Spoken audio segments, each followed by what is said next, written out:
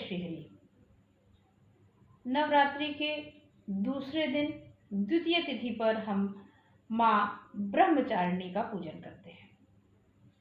दक्ष प्रजापति के घर पार्वती माँ के जन्म लेने के बाद अविवाहिता स्वरूप का पूजन इस दिन किया जाता है।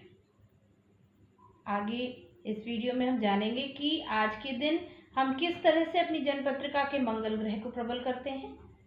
क्या पूजन में ऐसा करें जो हमको शक्ति स्वरूप माँ पार्वती के इस रूप और इस शक्ति का अनुभव हो सके और हम उसको आत्मसात कर सके। ये समय वैसे भी संक्रमित वातावरण का तो है ही, साथ में संक्रमित संस्कृति और संक्रमित विचारधारा का है।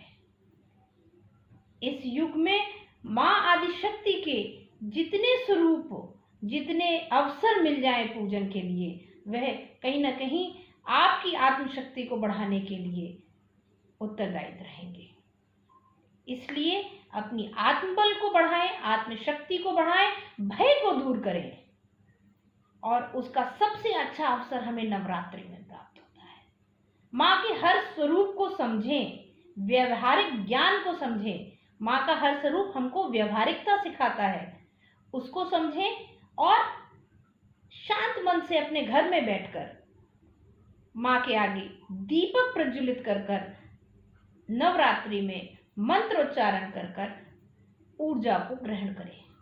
जब सकारात्मक ऊर्जा मन, मस्तिष्क और वातावरण में विद्यमान होगी तो कोई भी संक्रमण हो, आप उससे बच पाएंगे। तो आज माँ ब्रह्मचारिणी का पूजन हम करते हैं। आदिशक्ति के इस स्वरूप का पूजन और इनके बारे में हम जानते हैं आगे वीडियो में।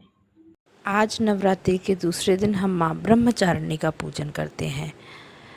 तपस्या का आचरण करने वाली देवी, जिसने अपने जीवन में तप से ही अपनी उपलब्धियों, अपनी इच्छाओं, अपनी मनोकामनाओं को प्राप्त किया हो। माँ ब्रह्मचारिणी का रूप शांत, सौम्य और मोहक है। वस्त्र सफ़ेद और हाथों में माँ कमंडल धारण किए हैं।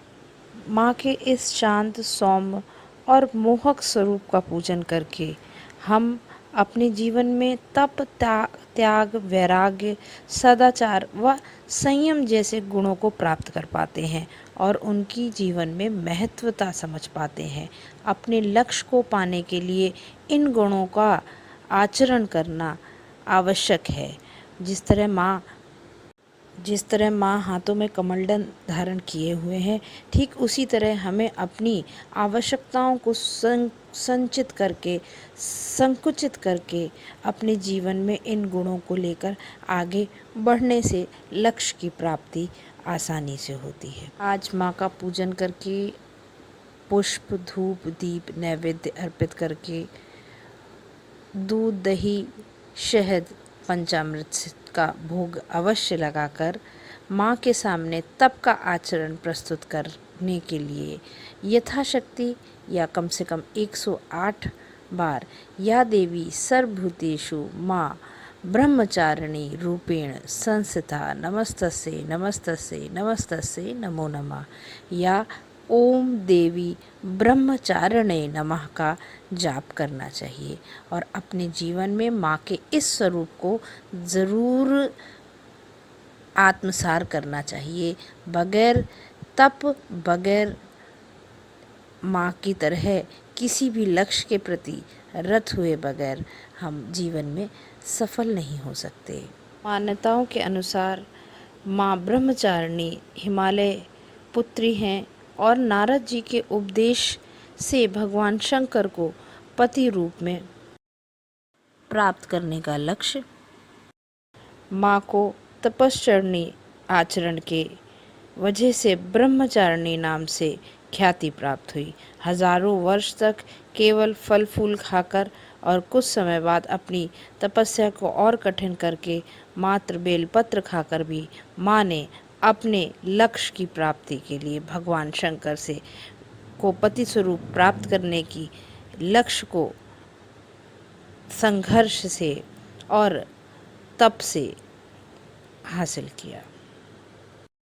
माँ के पूजन से हम अपने मंगल ग्रह को प्रबल कर पाते हैं, मंगल ग्रह के दुष्प्रभावों को जीवन से हम खत्म कर पाते हैं।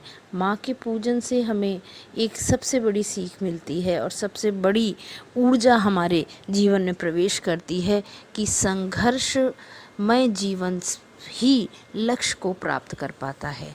जितना संघर्ष है जीवन में, माँ के स्वरूप का, माँ के तप का ध्यान करके अगर हम जीवन में अपने संघर्षों के साथ आगे बढ़ते हैं तो बहुत सरलता से अपने लक्ष्यों को प्राप्त कर पाते हैं, क्योंकि माँ का प्यार, माँ की भक्ति, माँ का आशीर्वाद हमें प्राप्त होता है। जय श्री हरि।